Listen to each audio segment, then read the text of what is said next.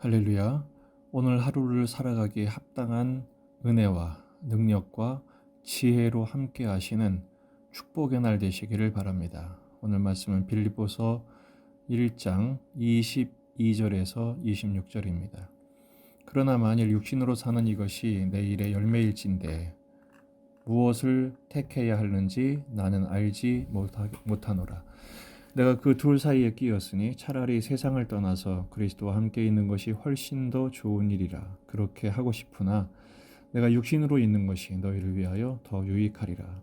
내가 살 것과 너희 믿음의 진보와 기쁨을 위하여 너희 무리와 함께 거할 이것을 확실히 아노니 내가 다시 너희와 같이 있으므로 그리스도 예수 안에서 너희 자랑이 나로 말미암아 풍성하게 하려 함이라.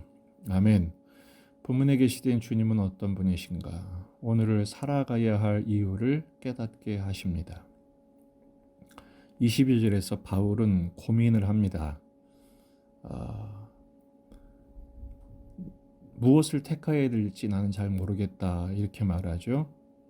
왜냐하면 23절 내가 그 둘 사이에 끼었으니 뭐냐 하면 삶과 죽음의 사이에 끼었다는 것입니다. 차라리 세상을 떠나서 그리스도와 함께 있는 것이 훨씬 더 좋은 일이다 라는 거죠. 솔직한 마음이 뭐예요? 세상 떠나 예수님과 함께 있는 것이 더 좋다. 그렇게 하고 싶다. 왜냐하면 사랑하는 예수님을 만날 수 있고 더 나아가 이 세상의 고생을 마치고 안식을 누릴 수 있기 때문이다 라는 것입니다. 하지만 바울은 깨닫고 있습니다. 자기 사명이 무엇인지를요. 내가 육신으로 있는 것이 너희를 위하여 더 유익하리라. 살게 하신 이유가 사명이 있기 때문이라는 것입니다. 그래서 마침내 25절에 결심을 합니다. 내가 살 것과 너희 믿음의 진보와 기쁨을 위하여 너희 무리와 함께 거할 이것을 확실히 안다. 내가 이제 믿음을 가질 것뿐 아니라 너희의 믿음과 진보와 기쁨을 위해 내가 사명을 선택하기로 했다. 십자가를 지기로 했다라는 것이죠. 바로 교회를 위한 고난의 현실을 감수하기로 결단한 것입니다.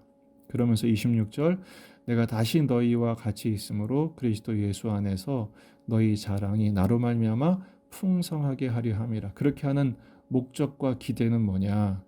바로 그리스도 안에서 너희 자랑이 더 풍성해지도록. 그게 뭐죠? 믿음의 진보, 믿음으로 인한 기쁨. 그것을 목적하는 것입니다. 보통 사람들은 선택을 합니다. 근데 선택의 기준이 이기적일 때가 참 많습니다.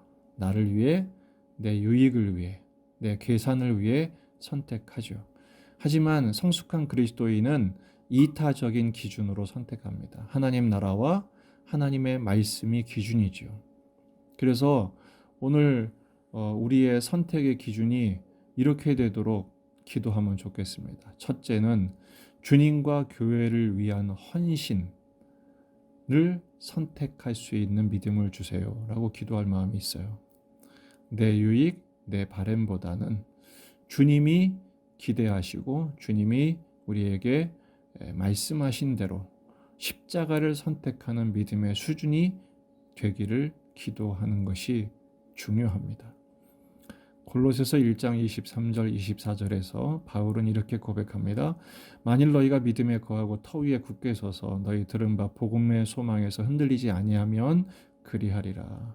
이 복음은 천하 만민에게 전파된 바요.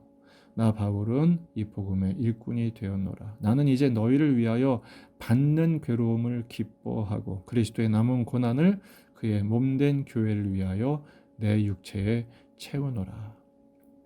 오늘 필리포 교회에 밝힌 것처럼 죽는 것이 훨씬 나에게는 좋은 일이지만 그렇게 하고 싶지만 교회를 위해서 십자가 지는 일, 그리스도의 남은 고난을 내 육체에 채우는 일을 선택하겠다라고 선포하는 것입니다. 우리는 그 고난의 한복판에 있을 때 그리고 코너에 몰렸을 때 그냥 나만 죽으면 끝이지 그렇게 생각할 때가 많습니다. 무서운 생각입니다. 사탄의 유혹이고 도전입니다. 여러분, 내가 죽으면 주님의 영광을 가리게 됩니다. 그리고 나와 관계 있는 가족들, 가까운 사람들은 깊은 수렁에 빠지게 됩니다. 불치의 상처로부터 헤어나오지 못하게 되죠. 하지만 악착같이 살아내면서 함께 세워짐을 보기를 원할 때 하나님께서 살게 하시고 감당하게 하시고 함께 세워짐을 체험하게 하실 것입니다. 이게 바로 이타적인 선택의 결과죠. 두 번째는 교회와 타인을 위해 섬길 때 누리는 기쁨과 영광을 소망하고 또 그것을 얻는 경지에 이르기를 기도하십시다. 이타적인 선택, 십자가를 지고 서로를 위한 섬김과 헌신의 길을 걸을 때 피차 참된 자랑과 풍성한 영광을 누리게 된다는 것이죠. 데살로니가전서 2장 19절에서 20절 우리의 소망이나 기쁨이나 자랑의 면류관이 무엇이냐 그가 강림하실 때에 우리 주 예수 앞에서 너희가 아니냐 너희는 우리의 영광이요 기쁨이니라. 바울이 교회를 위해서 기꺼이 십자가 지기를 선택했을 때 그 희생과 섬김을 통해서 세워진 사람들, 구원받은 사람들이 바울에게는 오히려 영광이고 기쁨이 된다는 것입니다. 면류관이 된다는 것이죠. 베드로전서 4장 13절 오히려 너희가 그리스도의 고난에 참여하는 것으로 즐거워하라. 이는 그의 영광을 나타내실 때에 너희로 즐거워하고 기뻐하게 하려 함이라.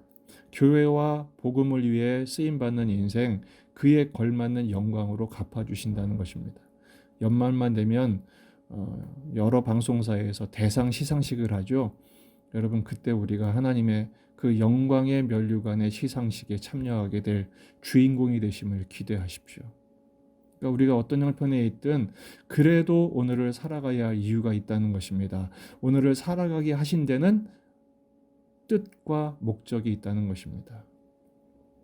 빌립보 4장 13절 14절 내게 능력 주시는 자 안에서 내가 모든 것을 할 수 있느니라. 그러나 너희가 내 괴로움에 함께 참여하였으니 잘하였도다. 그러니까 내가 뭘 얼마나 잘하느냐가 중요하지 않고요.